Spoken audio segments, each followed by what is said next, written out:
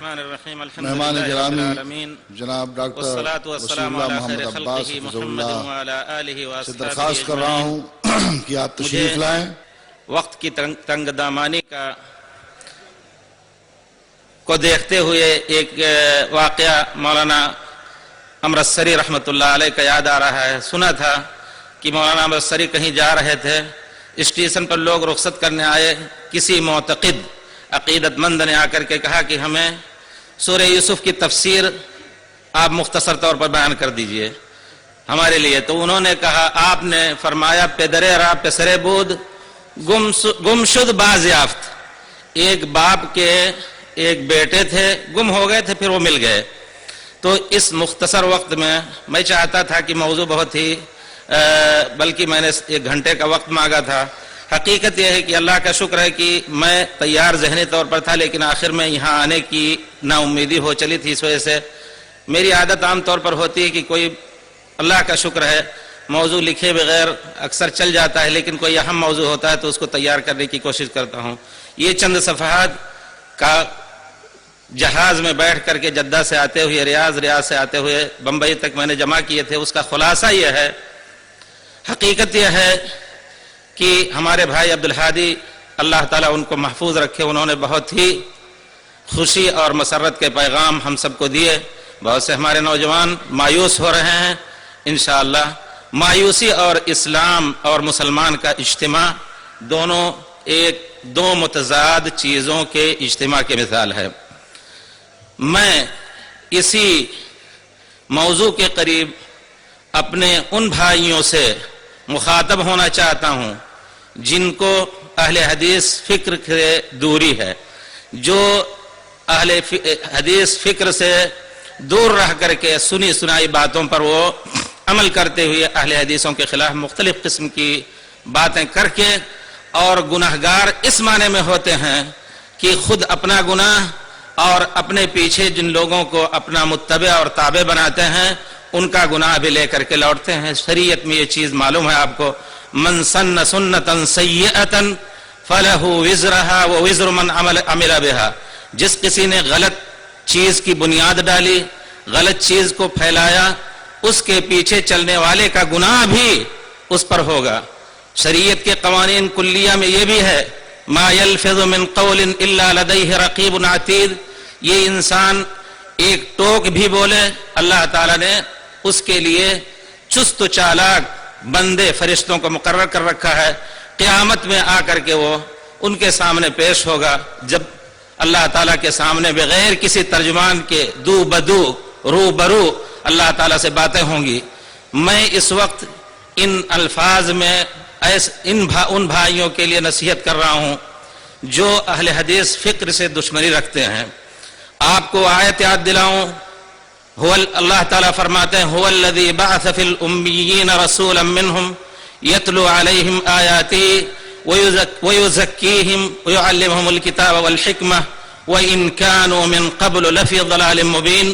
اللہ کی بہت بڑی ذات جس نے جہالت اور ضلالت کو مٹانے کے لیے پیارے رسول صلی اللہ علیہ وسلم کو بھیجا۔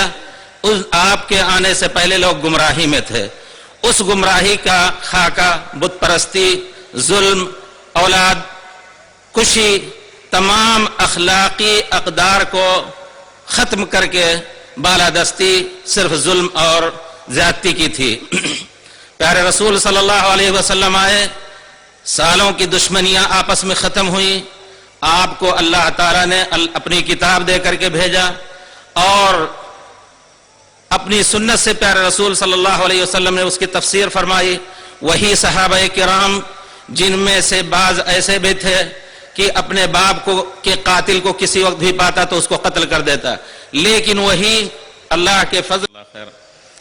تو میں یہ کہہ رہا تھا کہ اس ماحول کو پیارے رسول صلی اللہ علیہ وسلم کے ذریعے نور ملا، امن ملا، آپس کے اختلاف ختم ہوئے۔ آج کل دن بدن مسلمانوں میں آپس کے اختلاف، میں مسلمانوں سے مخصوص صرف اہل حدیث، کیونکہ اللہ کا فضل ہے کہ اس وقت اہل حدیث کا جادو چڑھا ہوا ہے، یہ نہ سوچے کہ اہل حدیثوں میں اختلاف ہے۔ جو لوگ اہل حدیثوں میں اختلاف ظاہر کرتے ہیں وہ غلط کر رہے ہیں. اللہ کا فضل ہے کہ کسی کو ایسا نہیں سنا ہم نے کہ وہ کسی اہل حدیث یا اس جلسے کے خلاف باتیں کر رہا ہو کہ یہ جلسہ غلط ہے یا اس کے موضوعات غلط ہے. نہیں، میری مراد دوسرے مسلمان اور اہل حدیث آپس میں مختلف ہیں، اور اختلاف کی یقیناً وجہ صرف آپس میں ایک دوسرے کو نہ سمجھنے کی وجہ سے ہے. اور میں چند پوائنٹوں کو ذکر کر رہا ہوں، آپ یاد رکھیں. اور ان کو سمجھنے اور نہ سمجھنے کی ذمہ داری یا نہ سمجھنے کی ذمہ داری ان علماء کرام پر ہے جو اہل حدیثوں کو بدنام کرتے ہیں یا اہل حدیث فکر کو غلط کہتے ہیں، غیر مقلدیت کا نام لے کر کے لوگوں کو اس سے بھڑکاتے ہیں.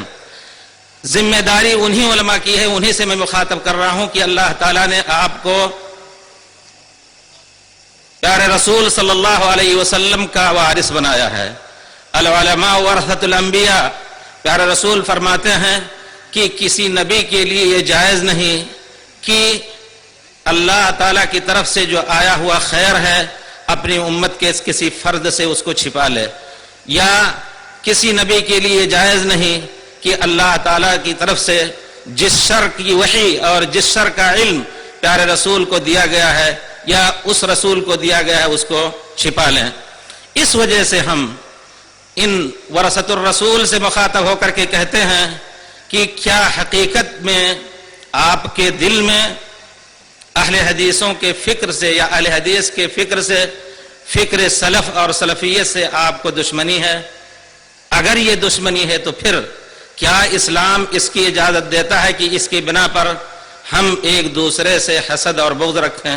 پیارے رسول صلی اللہ علیہ وسلم فرماتے ہیں لا تحاسدوا ولا تباغضوا ولا تدابروا وكونوا عباد اللہ اخوانا. اے اللہ کے بندو، آپس میں حسد، دشمنی، ایک دوسرے سے بائیکاٹ نہ کرو اور اللہ کے نیک بندے بن جاؤ. تو میں مخاطب کر کے کہتا ہوں ان اخوان کو جو قرآن اور حدیث کو پڑھتے ہیں، کیا یہ سوچ سکتے ہیں کہ پیارے رسول کے زمانے میں وہ جس فکر کے حامل ہیں پیارے رسول کے زمانے میں تھا؟ نہیں. حضرت امام مالک رحمۃ اللہ علیہ فرماتے ہیں لن يصلح آخر هذه الامة الا ما اصلح اولها.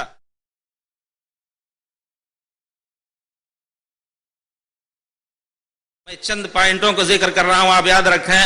اور ان کو سمجھنے اور نہ سمجھنے کی ذمہ داری یا نہ سمجھنے کی ذمہ داری ان علماء کرام پر ہے جو اہل حدیثوں کو بدنام کرتے ہیں یا اہل حدیث فکر کو غلط کہتے ہیں، غیر مقلدیت کا نام لے کر کے لوگوں کو اس سے بھڑکاتے ہیں.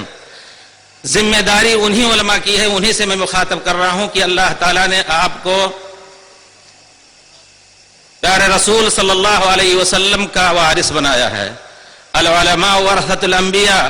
پیارے رسول فرماتے ہیں کہ کسی نبی کے لیے یہ جائز نہیں کہ اللہ تعالیٰ کی طرف سے جو آیا ہوا خیر ہے اپنی امت کے کسی فرد سے اس کو چھپا لے، یا کسی نبی کے لیے جائز نہیں کہ اللہ تعالیٰ کی طرف سے جس شر کی وحی اور جس شر کا علم پیارے رسول کو دیا گیا ہے یا اس رسول کو دیا گیا ہے اس کو چھپا لیں. اس وجہ سے ہم ان ورثۃ الرسول سے مخاطب ہو کر کے کہتے ہیں کہ کیا حقیقت میں آپ کے دل میں اہل حدیثوں کے فکر سے یا اہل حدیث کے فکر سے، فکر سلف اور سلفیت سے آپ کو دشمنی ہے؟ اگر یہ دشمنی ہے تو پھر کیا اسلام اس کی اجازت دیتا ہے کہ اس کی بنا پر ہم ایک دوسرے سے حسد اور بغض رکھیں؟ پیارے رسول صلی اللہ علیہ وسلم فرماتے ہیں لا تحاسدوا ولا تباغضوا ولا تدابروا وكونوا عباد اللہ اخوانا. اے اللہ کے بندو، آپس میں حسد، دشمنی، ایک دوسرے سے بائیکاٹ نہ کرو اور اللہ کے نیک بندے بن جاؤ. تو میں مخاطب کر کے کہتا ہوں ان اخوان کو جو قرآن اور حدیث کو پڑھتے ہیں، کیا یہ سوچ سکتے ہیں کہ پیارے رسول کے زمانے میں وہ جس فکر کے حامل ہیں پیارے رسول کے زمانے میں تھا؟ نہیں. حضرت امام مالک رحمۃ اللہ علیہ فرماتے ہیں لن يصلح آخر هذه الامة الا ما اصلح اولها. بشر ہوں، یوحا الیہ، اللہ نے ہماری تکریم فرمائی کہ مجھے وہی بھیجی اور تم ہمارے تابع ہوتے. بہت بڑی تکریم ہے اللہ تعالیٰ کی. اور بشر کا اطلاق پیارے رسول صلی اللہ علیہ وسلم پر آپ کے لیے حتک نہیں. یہاں بھی جملہ خبریہ ہے، لیکن بہت پہلے مجھے یاد آتا ہے، اللہ تعالیٰ غریق رحمت کرے ہمارے مولانا نذیر احمد عملوی رحمۃ اللہ علیہ کو. ہم لوگ چھوٹے تھے، تشجیع کرتے تھے، ہمت افزائی کرتے تھے کہ ان کے جلسوں میں جاؤ اور آ کر کے بتاؤ کہ اسے یہ باتیں ہوئی اور خود تنقیدی ذہن پیدا کرو، تنقید کرو. گئے ایک بار ہم لوگ تو کسی بزرگ کو، بہت بڑے بزرگ تھے، ان کو کہا گیا کہ وہ تقریر کر رہے تھے تو اس میں انہوں نے کہا کہ ان وہابیوں اور جو کچھ گالیاں دینی ہوتی تھی دے کر کے کہتے ہیں ان کو اتنی عقل نہیں. یہ پیارے رسول کا کہنا نہیں ہے انا بشر، بلکہ اللہ تعالیٰ کہتے ہیں کہ تواضعاً تم کہہ دو انا بشر مثلکم، حالانکہ آپ بشر نہیں ہیں. یہاں بھی ہم اگر منطقی طور پر تحلیل کرنا چاہیں تو وہ اگر اللہ کی پیارے رسول کی بشریت کو نہیں مانتے تو اللہ کی تکذیب ان کے سر پہ آتی ہے، اور اس کا نتیجہ اگر ہم کہیں تو زباں سوزد کے معنی میں ہے. اس وجہ سے میں ان علماء کو مخاطب کر کے کہتا ہوں کہ پیارے رسول کے بارے میں اللہ رب العزت اصدق الصادقین نے خبر دی ہے، انما انا بشر مثلکم، میں تمہیں جیسا بشر ہوں. پھر کیا وجہ ہے کہ لوگ اس بشریت کا انکار کر رہے ہیں؟ نور کا لفظ آپ نے، اللہ تعالیٰ نے آپ کے بارے میں آپ کے نور کے صفت سے، نوریت کے صفت سے متصف فرمایا ہے، اس کی بنا پر بشریت سے بھی متصف فرمایا ہے. تو پھر دونوں کو ایک معنی میں سمجھنے کا جو انداز تھا صحابہ کرام کا، وہ کیا تھا؟ بچہ آنکھ کا نور ہوتا ہے، گھر کا نور ہوتا ہے، دل کا سرور ہوتا ہے. تو کیا مطلب وہ آپ کی ذات سے نہیں ہے یا آپ کے جنس سے نہیں ہے؟ تو اس بنا پر آپ جانتے ہیں کہ کس قدر فتنے اور اختلافات ختم ہوتے ہیں. تو میرا خطاب ان علماء کرام سے ہے جو اصل مقصد یا اصل عقیدے کو سمجھنا ہی نہیں چاہتے. منہج عمل میں اگر وہ سمجھنا چاہیں تو قرآن اور حدیث سے جو اہل حدیث فکر کا طرح امتیاز ہے اس کو پڑھنے کی کوشش کریں. جس طرح ایک غیر مسلم سے کہا جاتا ہے کہ اسلام کی اصل صورت اور اسلام کی صحیح شکل پہچاننے کے لیے قرآن اور حدیث کا مطالعہ کرو، اسی طرح ہم ان سے مخاطب ہو کر کے کہتے ہیں کہ بھائیو، ایک مشورہ ہے، ایک نصیحت ہے، آپ کوشش کریں قرآن اور حدیث کو سمجھ کر کے اپنے عقیدے کو سنوارنے کی. انشاءاللہ پھر آپ اختلاف کسی اہل حدیث سے نہیں کر سکتے. منہج فکر کو سمجھنے کے لیے بیچارے جو لوگ اپنے کو پیارے رسول سے جوڑنا چاہتے ہیں، اپنی نسبت پیارے رسول سے جوڑنا چاہتے ہیں، ان کو تو بے دین کہا جاتا ہے، اور جو اپنی نسبتیں کسی شہر اور کسی شخصیت سے منسوب کرنا چاہتے ہیں ان کو شاہ کہا جاتا ہے اور ان کو برحق کہا جاتا ہے. یہ انصاف کی بات حقیقت نہیں ہے. میرا خطاب ان بھائیوں سے ہے جو عربی اور دینی علوم پڑھتے ہیں، قرآن کو سمجھنے کی کوشش کریں. عجمی لوگ حقیقت میں قرآن نہ سمجھنے کی بنا پر بہت سی غلطیاں ان کے سر پہ آئی اور ان کے سمجھ میں آئی. اس وجہ سے قرآن اور حدیث کو اہل حدیث کی طرح پڑھنے کی کوشش کریں. پڑھی جاتی ہیں یہ چیزیں، لیکن آپ جانتے ہیں کہ حدیث کی کتابیں سوائے اہل حدیثوں کی ہاں کئی سالوں میں نہیں پڑھی جاتی ہیں، بلکہ دورہ کا ایک خاص لفظ ہے جس کو دوڑا کے معنی میں آپ استعمال کریں، دوڑایا جاتا ہے. اگر کوئی تعلیم کچھ سمجھنا چاہے تو اس کو سمجھایا نہیں جاتا ہے. حدیث کو حدیث کی طرح اور اہل حدیث کی طرح پڑھنے کی کوشش کریں. انشاءاللہ ہمارے عقیدے اور عمل میں اصلاح ہوگی. منہج اہل حدیث یہ ہے کہ کہیں بھی قرآن اور حدیث ملے سر جھکا دیا، یہی اسلام ہے اور یہی سلفیت ہے. اور اس کو آپ اثریت کہتے ہیں کہ 1906 کی قائم کردہ جمعیت، اور یہ اس سے پہلے اس کا کوئی وجود نہیں تھا. آپ سب سے قدیم کتاب دیکھ لیں ترمذی، سنن ترمذی، اس میں آپ ورق الٹ کے دیکھیں، سینکڑوں جگہ پر آپ کو اہل حدیث مسائل کا ذکر آتا ہے ملے گا.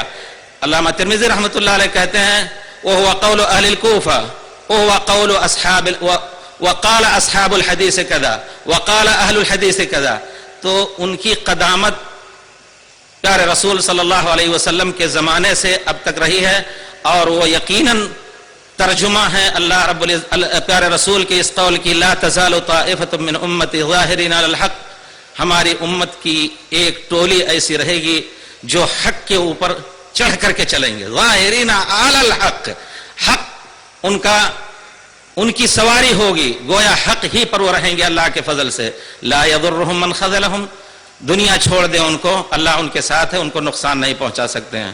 حتی تقوم الساعہ, قیامت قائم ہو جائے.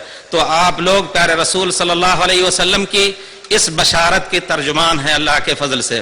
منہج اہل حدیث یہ ہے کہ حدیث کے نام سے ایک ضعیف حدیث ملی, اس پر عمل کرنا شروع کر دیا. کتنے سالوں سے اللہ کا فضل ہے کہ ہماری مسجد میں کچھ ایسی احادیث تھیں جن پر عمل کرتے تھے لوگ, جا کر کے میں نے کہا کہ علماء نے اس کو ضعیف کہا, چھوڑ دیا. مجھے یاد آتا ہے ہمارے جامعہ سلفیہ کو اللہ تعالیٰ قائم دائم رکھے اور اس کی مزید ترقی اور تمام مدارس کو مزید ترقی دے. منہج اہل حدیث کی ایک مثال, کسی زمانے میں اللہ تعالیٰ سعودی عرب کو قائم دائم رکھے اور وہاں کے ذمہ داروں کو اللہ تعالیٰ قائم دائم رکھے, ان کی توفیق.